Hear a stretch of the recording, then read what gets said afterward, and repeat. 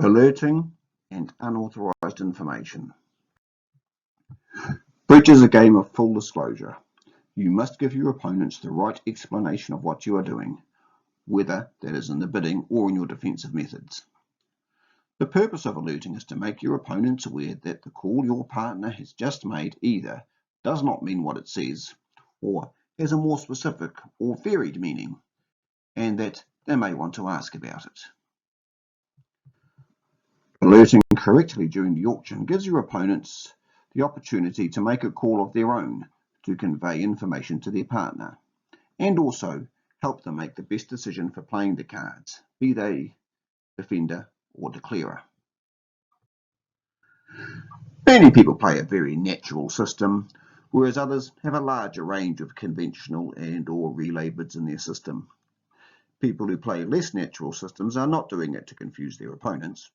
They are doing it because they believe it gets them to the best contract available. As long as the bids are alerted and explained correctly, there should be no problems and you should not be intimidated by it. So, what needs to be alerted and when? Before the start of each round, you should pre-alert. This is usually just saying something like weak no trump, 4-card majors, reverse attitude and count, and anything unusual they should be aware of. Examples might be transfer openers or leading doubletons low high. A multi-2 diamond does not need to be pre-alerted. If you are playing precision, it is good to pre-alert, especially against less experienced players, so they can have a quick discussion on how they are bidding against it. However, very few people pre-alert in club sessions, although it is more common in tournaments, especially in Swiss pairs and teams. During play, you must alert any bid made by your partner that is not natural or could have a meaning that your opposition might not reasonably be expected to understand. We'll look at that in detail on the next pages. At the end of the auction, if you are the declaring side, you must post-alert any bids that haven't been alerted because either they didn't need to be, see next page, or your partner has forgotten to alert.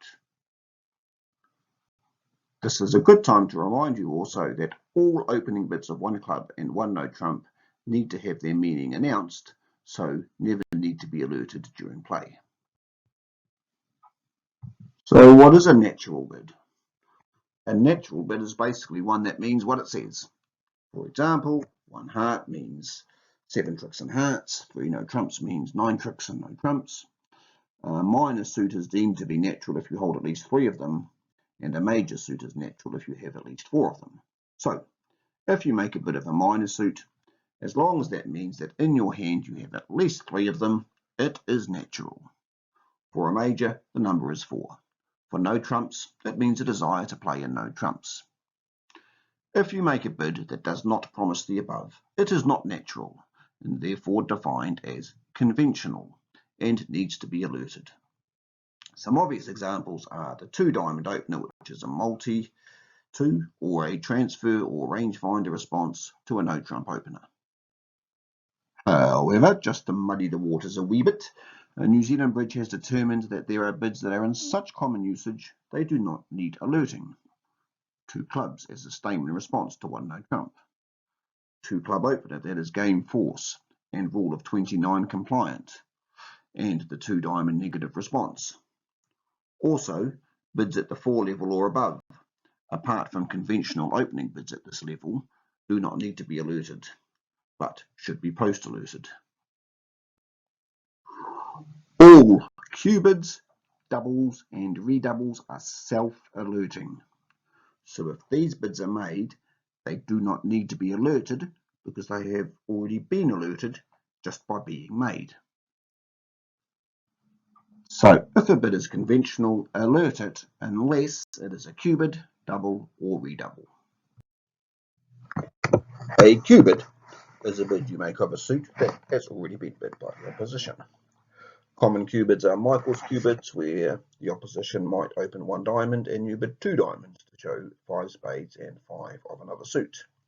This is fairly obvious, but you also need to remember that bidding a suit that the opposition has shown in another way is also a cubid. One no trump from north, pass from east, two hearts from south, and two spades from west. Here the two hearts was a transfer to spades and was correctly alerted. West has bid two spades as a takeout of spades. Double will only show hearts. The two spades is defined as a cubid and is not alerted. One diamond by north, two diamonds by east, two spades by south. Here, the two diamonds by east was not alerted, as it is a cubid, and in this case means spades and hearts. South has bid two spades, asking for a spade hold. As east's two diamond bid showed spades, the two spades is a cubid and is not alerted. One no trump by north, two no trumps by east, three clubs by south. Here, east two no trump is a cubid and is not alerted. It shows a weak hand with at least a 5-card minor and forces west to bid three clubs, which will be passed or corrected to diamonds. South bids three clubs, which by agreement is stamen. It does not need to be alerted because it is a cubid. One no trump by north, two hearts by east, two no trumps by south, three clubs by west. Here, east's overcall of two hearts means hearts and spades and is correctly alerted. South's two no trumps Lebensol, also alerted, forcing north to bid three clubs, which will be passed or corrected to diamonds. West's three clubs says, you choose the major partner. It does not need to be alerted because it is a cubid. One diamond by north, one no trump by east, a pass from south, and two diamonds by west. After the overcall of one no trump, east-west are playing systems on, so two diamonds is a transfer to hearts. As north has already bid one diamond, it does not need to be alerted. But if it had been an opening bid of one no trump, it would have been. This is a bizarre anomaly in the regulations, which it seems beyond the ability of New Zealand Bridge to change.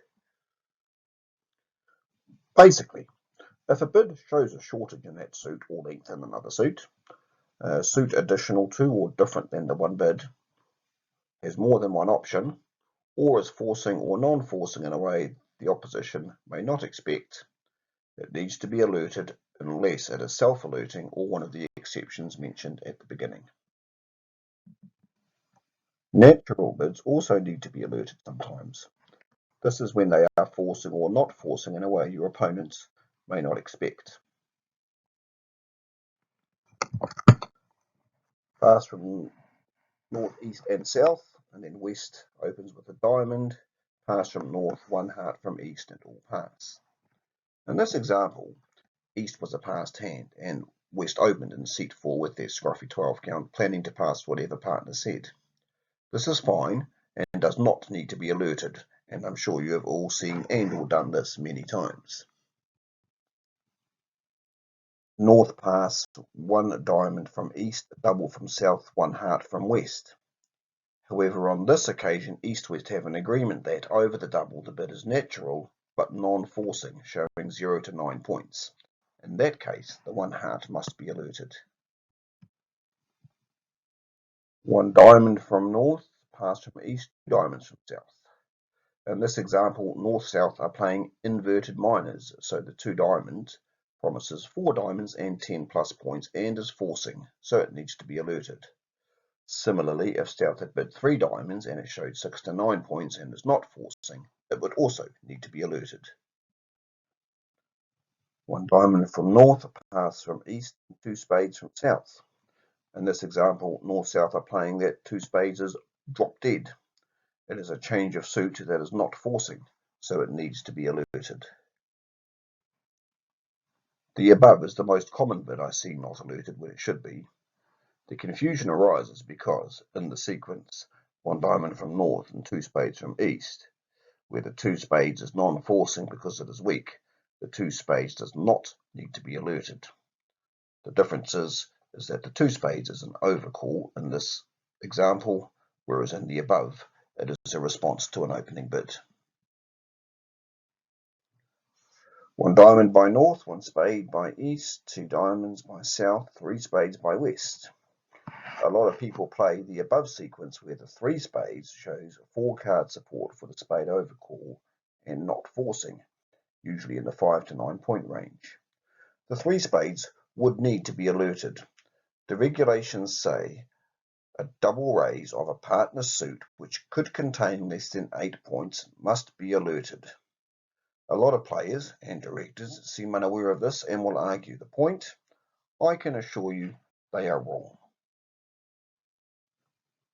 1 heart by north, pass from east, and 3 hearts by south. Similarly, like the inverted minor example, if you are playing that a jump like this is weak, then it must be alerted. It doesn't matter if the response is to an overcall or opening bid.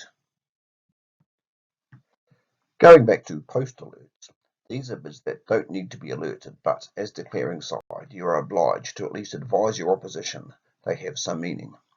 This is done at the conclusion of the auction simply by placing a small X in the corner of the box of each bid. You can see this bidding sequence here by north-south, which has gone 1 heart, 1 spade, 3 hearts. Then 4 diamonds, 4 spades, 4 no trumps, 5 diamonds, 5 spades, 6 clubs, 6 diamonds, 6 hearts. 1 heart, 1 spade, 3 hearts are all natural and are not alerted. However, all other bids have a different meaning, but because they are at the 4 or above level, do not need to be alerted during the auction. At the end of the auction, the declarer should put a small X in the corner of each of the bids from 4 diamonds onwards and, if requested, explain what they all mean. Either member of the declaring side can give this explanation. If the opposition alerts or makes a bid that is self-alerting, you are entitled to a full explanation of the meaning of the bid by the person who alerted when it is your turn to bid. A full explanation means just that, not simply naming a convention. It should include information about suit holdings and point counts. If you are not given a full explanation, call the director. If a full explanation can't be given, usually because they have forgotten some of the details of it, the director will take them away from the table and the person who made the bid will give the explanation. Similarly, if you alert a bid, give a proper and full explanation. You can also ask about bids that are not alerted, or even bids that were not made to find out more information. For example, there is an overcall at the 2 level by a passed hand. You might want to ask about their 2 level openers, as that might give you useful information about the suit holding. However, you should only ever ask questions on your turn to bid or when the opening lead has been made face down. You should not ask questions about unalerted bids unless you have a good reason to do so. An example of this could be when opposition opens 1 heart and then rebids 2 hearts. You might want to know if the rebid promises 5 or 6 hearts, as that will help you with your defense. The most likely reasons you want to know about a bid is to decide how high to compete, when to make a lead directing double, or what to lead yourself. Here's a couple of examples. We have 1 heart from north, pass, then 1 spades from south, then a pass, and then a 3 clubs by north, which is alerted. You are east, and the 3 clubs has been alerted, and you ask what it means. You are told it is an agreement in spades with 1 or 2 losers in clubs, and an interest in game. West is therefore going to be on lead, and you hold the ace of clubs. Knowing that 3 clubs is not to play, and wishing to advise your partner that leading a club would be a good idea, you can double the 3 club bid. There's 1 no trump from north, a pass, and then 2 hearts from south, and you're west. The 1 no trump has been announced as 12 to 14, and the 2 hearts has been alerted and explained as a transfer to spades. You have 6 hearts and 11 points. You could double the 2 hearts to tell your partner you are willing to compete to at least the 3 heart level. Or you might have 1 spade and 4-4-4 in the other suits, so you could bid 2 spades as a takeout, telling partner to bid one of the other 3 suits. As I've said, everyone at the table is entitled to a full explanation of the meaning of any calls. Where players get upset is when they get an explanation about a bid and it is seemingly incorrect. The rules on this are actually quite straightforward. As long as the explanation is correct, that is, the system is what they say it is, there is no misinformation. Sometimes, as a result of this, the opposition get lucky and get a good result because of this. Unfortunately, this is bad luck. However, it is worth noting that if your partner alerts your bid, gives the right explanation, and you realise you don't have that hand, you mustn't make any correction or act in any way that conveys this to your partner. If the explanation is incorrect, and as a result of this you don't make a call or defend it in a way you wouldn't have if you had the right information, then, if this has damaged you, you will be entitled to have the score adjusted. You must call the director and explain what would have happened if you did have the right information, and the director may ask more questions and assess any damage from there. Sometimes they may rule you are not damaged. If your partner made an incorrect explanation of a bid and your side becomes the clearer, you must correct it at the end of the auction before the opening lead is faced. Call the director before you do this, as they will assess the options available, which may include allowing the last person who passed to change their call. If your side becomes defenders, you must not correct it until the hand is completed, and the director will assess any damage and adjust the score if they see fit. We've been talking about full disclosure of information, so I'll just briefly talk about one of the most contentious issues around unauthorized information, or UI. I have heard lots of players, experienced and otherwise, tell their partner or opposition, I/you can't bid after you/your partner hesitated. This is absolutely, totally, 100% wrong. There is a requirement to bid and play in tempo. However, sometimes you do need to think a bit longer, and this can cause what people deem to be a hesitation. The rule is simple. If your partner hesitates, you must make the same bid you would have made had they bid in tempo. The fact they have hesitated has given you some unauthorized information. There is no rule against you having unauthorized information, but there are rules about using unauthorized information. For example, as we saw earlier, knowing that your partner has a certain card because it was let face up out of turn. Here's an auction and a vulnerability is even. We've got 1 heart by north, a spade by east, 4 hearts by south, 4 spades by west. Pass, pass, 5 hearts, pass, pass, pass. South has raised to 4 hearts without any pause, and West has done the same, raising partners overcall to 4 spades. North now has a longer than usual think before passing. East politely says, hesitation noted, to which there is no disagreement, and South bids 5 hearts. It is passed out there, and a now affronted East calls the director. At this stage there is no action the director can take, and they will advise the hand to be played out and tell East-West to call them back if they feel they have been damaged. The 5 hearts is made, whereas 4 spade goes 2 off, so even doubled, that would be a better result for East-West. So they claim damage. Here are the hands. The question the director has to ask is, had North's bid been in tempo, would South have bid 5 hearts? Yes, South has some unauthorized information that North perhaps has a hand that is marginal, and they are thinking of bidding 5 hearts themselves. Has South acted on this? Is there a logical alternative, or LA, to bidding 5 hearts? What's a logical alternative? A logical alternative is a call or action that would have been seriously considered by at least 25% of that player's peers, and subsequently some would have acted on. The director is under no duress to make this decision immediately, and may ask other players what they would have done at the end of the session, by showing them the South hand, the auction, and not mentioning the hesitation. If the result of that is a pretty clear preference for bidding 5 hearts, then that is proof that it is a legitimate bid and South has not illegally used the unauthorised information. In this example, with the vulnerability as it is, I would almost certainly rule that 5 hearts is legitimate even without polling and let the result stand. I would, however, advise North-South of the dangers of hesitating and the East-West have the right to appeal. Word of advice, if you are going to appeal a director's ruling in a tournament, speak to the appeals advisor first, as an appeal judged to be without merit might get you penalised. Let's change the hand a little bit, but keep the same auction up to the 5 hearts.